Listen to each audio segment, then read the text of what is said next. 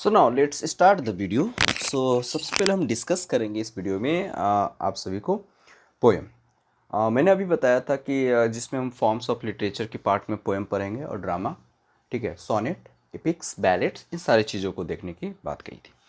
दोस्तों यहाँ पर जो ये इस टर्म्स जो है ना, टर्मिनोलॉजी काफ़ी ज़्यादा इंपॉर्टेंट है, not only in your exams purpose, academic purpose से भी ये वीडियो काफ़ी ज़्यादा इंपॉर्टेंट है। इसे स्किप नहीं करोगे, लास्ट तक देखना। वीडियो पसंद आने के बाद लाइक ज़रूर कर देना, ठीक है। चलो, तो इस वीडियो को ज़रूर देखना, स्किप नहीं करना है, ठीक है। चलो आगे देखते हैं। सबसे पहले हम जानेंगे कि पोएमा, पोएम जो वर्ड्स हैं कैसे आया। पोएम एक ग्रीक वर्ड पोएमा से आया है, जिसका मतलब होता है to create, okay, something made या क्रिएटेड, ओके। जैसे कि हम बात करें ग्रीक में जो है इसको पोएट्स क्या कहते हैं, वेट्स कहते हैं, VATES, वेट्स, या फिर कह सकते हैं मेकर कहा जाता है, क्रिएटेड, मेकर और वेट्स। तो यहाँ पर ध्यान देंगे, ग्रीक में से वेट्स, क्रिएटेड एंड मेकर, ये सारी चीज़ें ग्रीक में कही जाती है। अगर हम पोएमा की बात करें तो इसमें बहुत सारे डेफिनेशन दी गई है। उसमें से एरिस्टोटल का डेफिनेशन काफ़ी ज़्यादा फेमस रहा है। उन्होंने बोला था पोएम के बारे में कि poem is a speaking picture with the aim to teach and to delight. Aristotle का कहना था, ठीक है। और कहा जाता है कि और भी जैसे कि रहा है डेफिनेशन, जैसे मैथ्यू अर्नोल्ड का रहा है, the future of poetry is immense. Matthew Arnold ने कहा था, ठीक है। बाय द वे, चलते आगे बढ़ते हैं। Arnold called Chaucer father of English poetry. Arnold जो है चौसर को फादर ऑफ इंग्लिश पोएट्री कहा है, और फादर ऑफ ड्रामेटिक पोएट्री जो है मार्लो को कहा जाता है। It's a very important, okay, so keep in mind. And second, grandfather जो है इंग्लिश नोबेल का कहा जाता है, विलियम जॉफरी चौसर का को, ठीक है। फादर ऑफ इंग्लिश लिटरेचर भी कहा जाता है इन्हीं को। Poetry is a criticism of life, ये मैथ्यू अर्नोल्ड का एक कोटेशन था। इन्होंने बोला था कि पोएट्री ये क्या है, क्रिटिसिज्म है लाइफ का।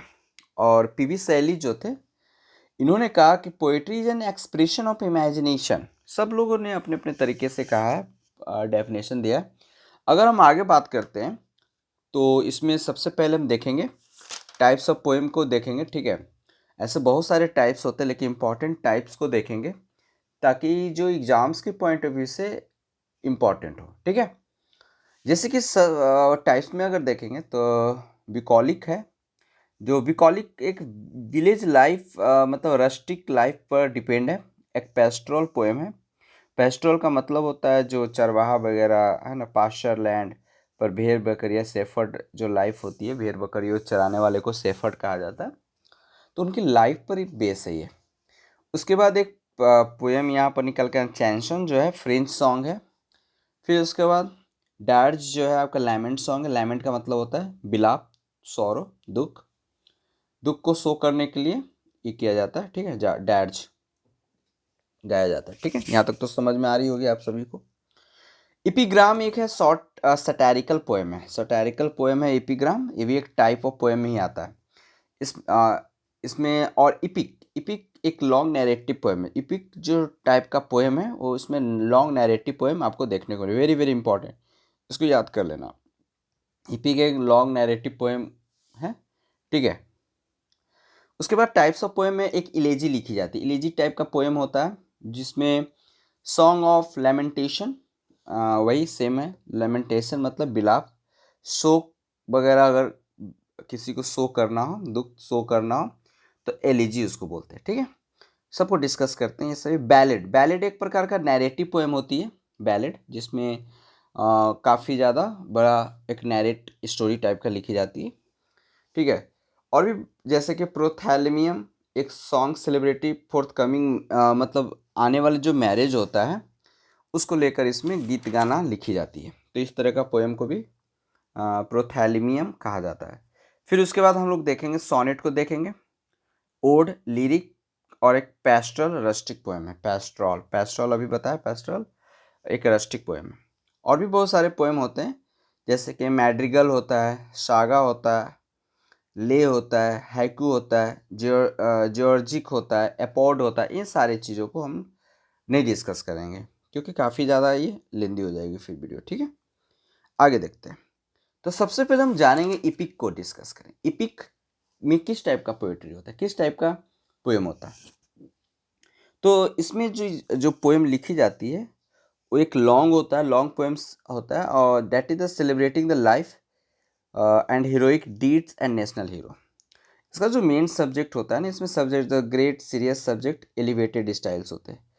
तो इसमें जनरली जो हाईएस्ट जेनर जो रैंक पोस्ट पर जो होती है रेनासा के टाइम में, उस टाइम में लिखी गई थी। रेनासा पूर्ण जागरण की बात कही गई है, ठीक है। जॉनर, इसको जॉनर पढ़ेंगे। होमर्स इलियड, होमर्स का इलियड जो काफ़ी इपिक में फेमस रहा है। इसमें 24 बुक्स रहे हैं, जिसमें से कह सकते हैं आप 24 बुक्स में से आप देखोगे इलियड्स जो रहा है 24 में रहा है, और 24 बुक्स ओडिसी रहा है, ठीक है। तो इस तरीके से 48 रहे हैं। दाते का वेरी फेमस एपिक रहा है डिवाइन कॉमेडी, पूछता है एग्जाम्स में, who wrote divine comedy, Date. Paradise very very important, John Milton के द्वारा लिखी गई है, एक एपिक रहा है। फेरी क्वीन एक एडमंड स्पेंसर के द्वारा लिखी गई है, ये भी एक एपिक रहा है। और फर्स्ट ग्रेट एपिक रहा है, मतलब कहा जाए तो इलियड्स रहा है, और थीम ऑफ इलियड्स का टॉर्जन वॉर रहा था, ठीक है। ये सारी चीज़ें आपको यहाँ पर देखने को मिलता है। दोस्तों आगे हम बात करें एपिक को, अगर हम डिवाइड करते हैं तो मॉक एपिक में हम, ठीक है, मॉक एपिक या मॉक हीरोइक पोएम भी कहते हैं इसे। तो ये भी एक इटली और फ्रांस में इस प्रकार का पोएम का ट्रेंड था लिखने का, और वहीं से आया है ये। और वहाँ पर एक्चुअली जो ये है ना, set the fashion for the parody, parody of the epic. Parody का मतलब ही होता है दोस्तों मजाक उड़ाना, उपहास, ओके, परिहास उड़ाना किसी पर, ठीक है ना। और आपको मालूम होना चाहिए कि by rape of the lock pop के द्वारा लिखी गई, काफ़ी फेमस रहा है। आपको स्टेट के एग्जाम्स में पढ़ाया थे मैं। रेप ऑफ द लॉक, यहाँ पर नाम रेप लिखा हुआ है लेकिन ऐसा कुछ नहीं है। लट्ठे, बाल की जो लट्ठे होती है, बाल की जो चोटी होती है, उसको काट दिया जाता है, उसी पर ये लिखा गया है। It is based on heroic couplet, और इसमें जो हीरो रहता है चार्ल्स रहता है। समझ में आ रही है ना। चलिए अब हम बात करेंगे सोनेट को, ठीक है। दोस्तों सोनेट जो है ना, ये 49, एक सोनेट जो है पोएम का ही पार्ट होता है, लेकिन इसमें अंतर क्या है पोएम और सोनेट में, कि सोनेट फिक्स्ड होती है, फिक्स्ड लेंथ, फिक्स्ड लाइन होती है। इसमें 14 लाइन्स होती है, 14 लाइन्स होती है। कितने होते हैं? 14 लाइन्स। लेकिन जो आपका पोएम होता है, पोएम 2 लाइन्स का भी हो सकता है, 10 lines, 1000 lines, 500 lines, but sonnet में एग्जैक्ट फिक्स्ड लाइन होता है। स्टेंजा क्वार्टेरियंस कपलेट में डिवाइड किया जाता है, ठीक है। और ये जो सोनेट की जो ओरिजिनलिटी आई है, रिटन की जो फॉर्मेट आई है, इटली से आई है। इटालियन सोनेटो है ना, एक मतलब अ लिटिल साउंड, सोनेटो का मतलब ही होता है little sound, is it clear ना। इसको गाया जाता था ल्यूट पर। ल्यूट एक या मैंडोलिन, मैंडोलिन एक इंस्ट्रूमेंट होता है, म्यूजिकल इंस्ट्रूमेंट, ठीक है। अर्लीस्ट सोनेट की अगर हम बात करें तो दाते का रहा है, पेट्रार्क का रहा है। तो दाते का जो सोनेट रहा है वे 1265 टू 1321 में दाते का सोनेट रहा है, ठीक है। और पेट्रार्कियन सोनेट 1304 से लेकर 74 तक ये एरा रहा है, और उसी समय पेट्रार्क थे, उन्हीं के टाइम में ये सोनेट रहा है। फर्स्ट इंग्लिश सोनेट अगर हम बात करें तो टॉटलिस को कहा जाता है, जो मिसैलिना ऑफ सॉन्ग एंड सोनेट जो था उसी में पब्लिश्ड हुई थी। यानी जो सॉन्ग्स एंड सोनेट है एक बुक था, उसमें सबसे पहला सोनेट पब्लिश्ड हुआ था दोस्तों। आई होप यहाँ तक आपको क्लियर हो रही होगी, ठीक है चीज़ें। अब हम बात करेंगे इस सोनेट को 3 काइंड्स में डिवाइड करें। 3 काइंड्स का मतलब राइटिंग स्टाइल जो सोनेट का, वो 3 अलग अलग ट्रेंड रहा, अलग अलग स्टेज रहा है। फर्स्ट जो काइंड में अगर हम डिस्कस करेंगे, पेट्रार्कियन सोनेट काफ़ी ज़्यादा फेमस रही थी। उसके बाद सबसे ज़्यादा अगर हम देखेंगे, हम अपने जो बुक्स हैं SCERT NCERT में, उसमें आपको शेक्सपियरियन सोनेट को देखने को मिलेगा। तो फर्स्ट काइंड ऑफ सोनेट में पेट्रार्कियन सोनेट को देखेंगे तो उसमें इसे इटालियन सोनेट भी कही जाती है, और ये 14 लाइन्स का होता है। मैंने आपको बताया कि सोनेट 14 लाइन्स के ही होते हैं, लेकिन डिपेंड करता है कि जो पोएट है वो कितनी स्टेंजा में डिवाइड करते हैं। क्वार्टेरियंस अगर रहेगा, जैसे कि अगर हम पेट्रार्क की बात करते हैं तो इन्होंने फर्स्ट जो स्टेंजा था इन्होंने ऑक्टेव मतलब 8 लाइन्स में डिवाइड किया था, और 6 जो नेक्स्ट जो स्टेंजा था उन्होंने 6 लाइन्स में डिवाइड किया था, जिसको सेस्टेट कहते हैं। 8 लाइन्स को ऑक्टेव एंड 6 लाइन को सेस्टेट, यानी 8 + 6 14 लाइन्स हो गया। ठीक है, कंप्लीट। और जो ऑक्टेव का राइमिंग स्कीम था ए बी बी ए, इस तरह का 4-4 करके। और जो सेस्टेट का राइमिंग स्कीम था C D E first, C D E, C D C, C D C, C D C D C D E E, इस तरीके का चेंज होते रहे। अगर हम बात करें सेकंड टाइप ऑफ सोनेट का, तो शेक्सपियरियन सोनेट रहे, काफ़ी ज़्यादा फेमस रहा है। ये जो शेक्सपियर का लिखने का जो स्टाइल था, एक 3 क्वार्टेरियंस कह सकते हैं, 3 स्टेंजा होता था, एक 4 स्टेंजा है अप्रोक्स। तो 3 स्टेंजा में 4-4 लाइन्स, यानी 12 लाइन्स हो गया, और 2 लाइन्स कपलेट होती थी। यानी जो राइमिंग स्कीम होता था ए बी फर्स्ट हो गया एक स्टेंजा में, दूसरी stanza C D, third stanza E F 12 lines हो गए, और जो लास्ट में 2 लाइन्स बचते थे उसको कपलेट जी। ठीक है। थर्ड काइंड्स ऑफ सोनेट जो रहा स्पेंसरियन सोनेट रहा। स्पेंसरियन सोनेट का भी जो टेक्निक था लिखने का वो शेक्सपियर से मिलता जुलता था, लेकिन इनकी जो राइमिंग स्कीम था वो अलग रहती थी। इनका राइमिंग स्कीम मैं आपको बता दूं तो ए बी, ठीक है, उसके बाद बी सी, ठीक है, उसके बाद आपका सी डी, इस तरीके का इनका राइमिंग स्कीम था। और लास्ट में जो कपलेट था ई करके था। ठीक है, कुछ इंपॉर्टेंट पॉइंट्स को समझ लेते हैं। जैसे शेक्सपियर की 54 सोनेट है। 154 सोनेट काफ़ी इंपॉर्टेंट रोल प्ले करता है और यहाँ से एग्जाम्स में पूछी जाती है हमेशा। तो उसमें से 126 सोनेट उन्होंने एड्रेस किया मिस्टर विलियम हेनरी को, काफ़ी ज़्यादा इंपॉर्टेंट।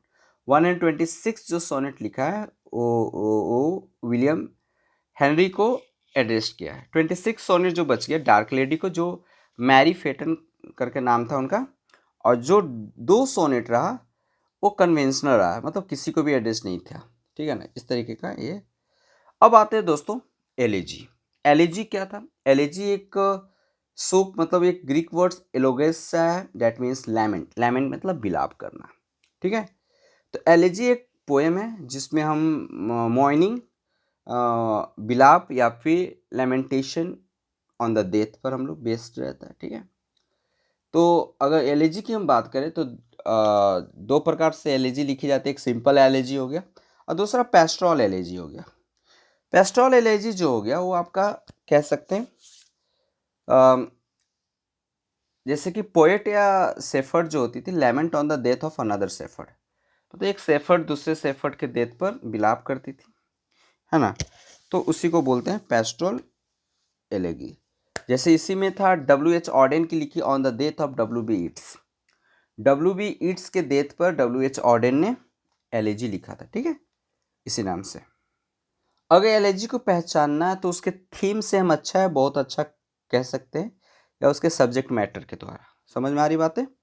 तो यहाँ पर और भी हम आगे बात करते हैं। जैसे एलेजी में टेनिसन की लिखी हुई एक एलेजी था, मेमोरियम इन मेमोरियम करके, उसमें जो लिखी गई थी on death his friend name is Arthur हेलम।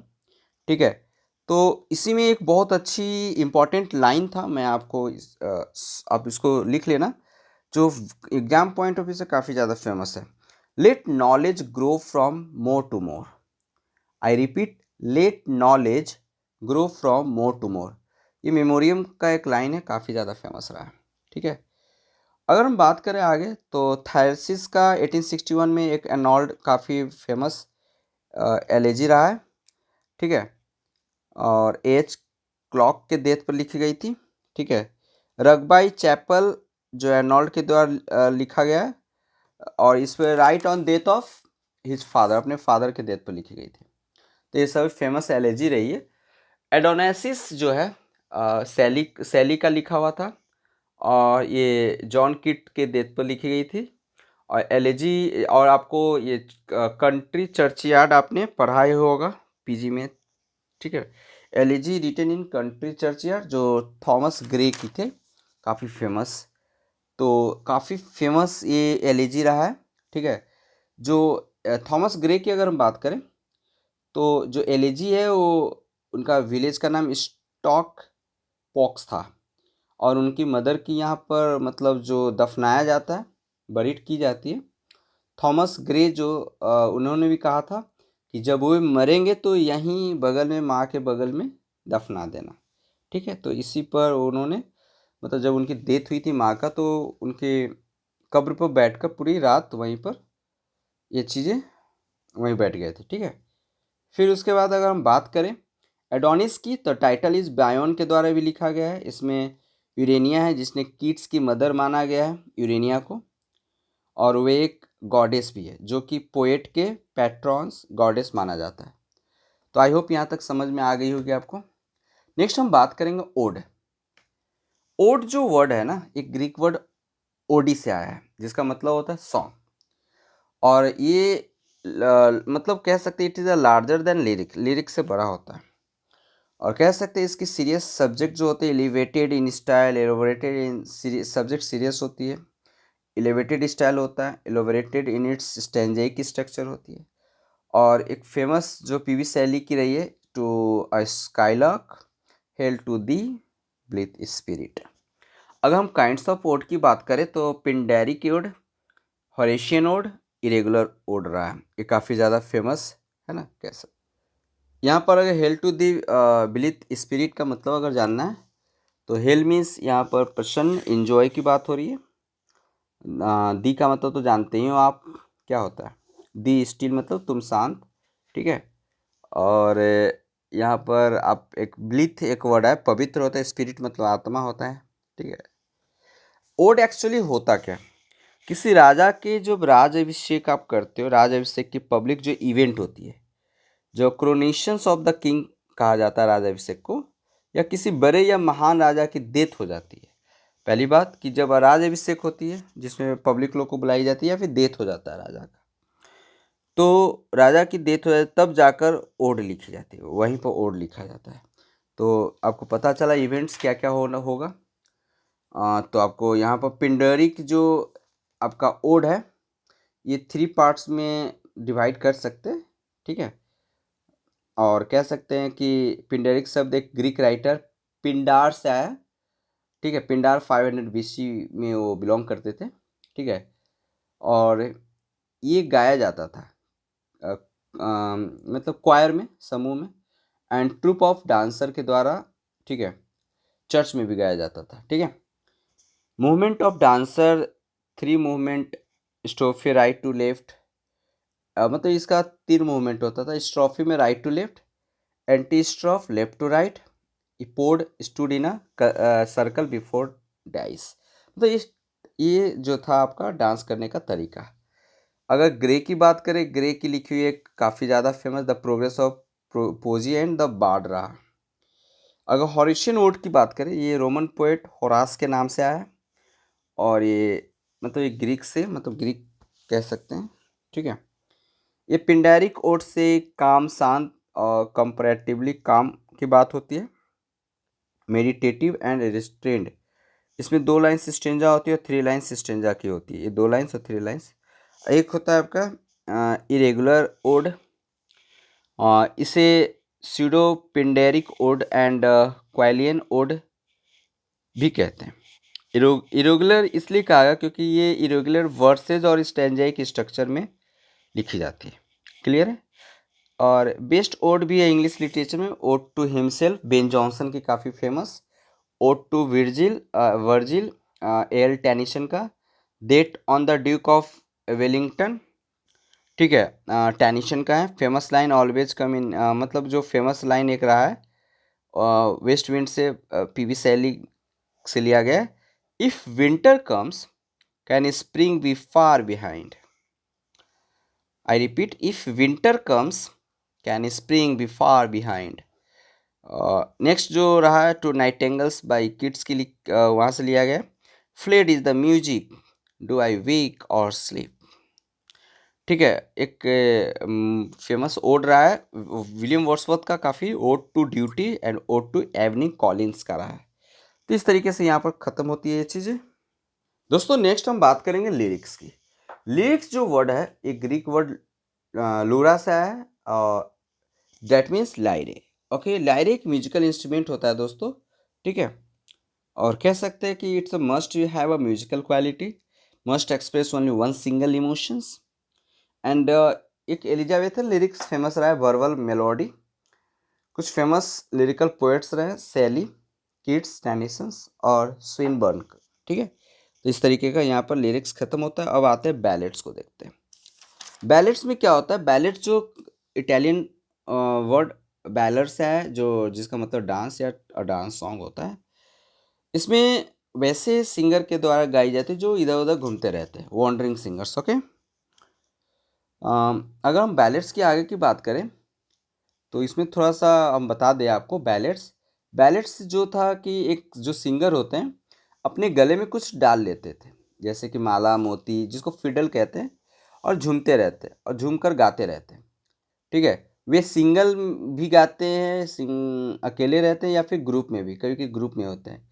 और ये इनकी जो इनके द्वारा जो गाना गाया जाता है वो उससे कुछ रोजी रोटी हो जाता है, मतलब रोजी रोटी का साधन होता है जो गाते हैं। और मतलब एक झुंड में बैलेड एक मतलब जो गाई जाती है किसी लीजेंडरी हीरो या योद्धा की कहानी होती है ना। तो कह सकते हैं तो कुछ glorify brave deeds and heroic exploit historical and legendary heroes के बारे में बताया मैंने। इसमें 4 लाइन स्टेंजा होती है। कुछ फेमस बैलेट्स रहे जैसे कि जॉन किट्स की la belle dame sans merci. उसके बाद एस टी कॉलेज की काफ़ी फेमस बैलेट्स रहे, राइम ऑफ एंशिएंट, मैरिनर, आप लोगों ने पढ़ा ही होगा। It was the first poem in lyrical ballads written by S T Coleridge. जो राइम ऑफ एंशिएंट मैरिनर जो रहा है फर्स्ट बैलेट्स रहा था, ठीक है। एक्चुअली बहुत सारे जानने की चीज़ें हैं लेकिन हम लोग उतना ही जान रहे हैं जितना ज़रूरत है, नहीं तो काफ़ी ज़्यादा चीज़ें हो जाएगी। लिटरेचर अपने आप में एक डेप्थ ओशन है। सटायर की अगर हम बात करें तो और ये जो एक लैटिन वर्ड सटायरा से है, it may occur in prose poetry drama. Okay, इसकी प्रिंसिपल और फंक्शन की अगर हम बात करें तो रेडिकल सम फॉली और वाइस फॉर रिफॉर्मेशन की बात करती है। और ये प्ले ऑफ ग्रीक ड्रामेटिस्ट एरिस्टोफेंस और मास्टरपीस ऑफ सटायरिकल लिटरेचर कहा गया इन्हें। ड्राइडन के एक सटायर राइटिंग रहा है, the greatest satirist of English Dryden को कहा गया। टी एस इलियट का एक वेस्टलैंड सटायरिकल राइटिंग रहा है। स्पिरिचुअल दर्थ यहाँ पर हम कह सकते हैं उनको।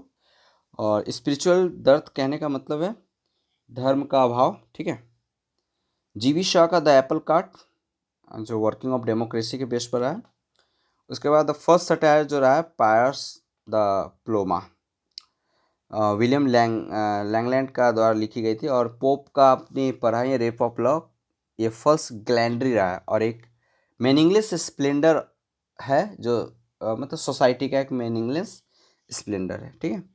तो इस तरीके से यहाँ पर आपका ये आज का लेक्चर यहीं पर मैं फिनिश करना चाहता हूँ, क्योंकि ये फर्स्ट पार्ट में मैंने आपको ये बताया। सेकेंड पार्ट में आपको मैं डिस्कस करूँगा, ड्रामा को डिस्कस कर दूँगा, ट्रेजेडी क्या होती है उसको डिस्कस करूँगा, ठीक है। हीरोइक ट्रेजेडी क्या होती है इसको डिस्कस करूँगा, हमर्सिया, कैथारसिस, ये सभी डिस्कस कर। प्लीज़ डोंट गो, नहीं जाना है आपको, क्योंकि सारे वीडियो देखना है बिफोर एग्ज़ाम। ओके, तो वीडियो देख कर जानी है।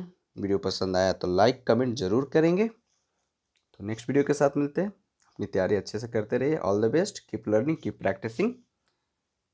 ओके, जय हिंद दोस्तों।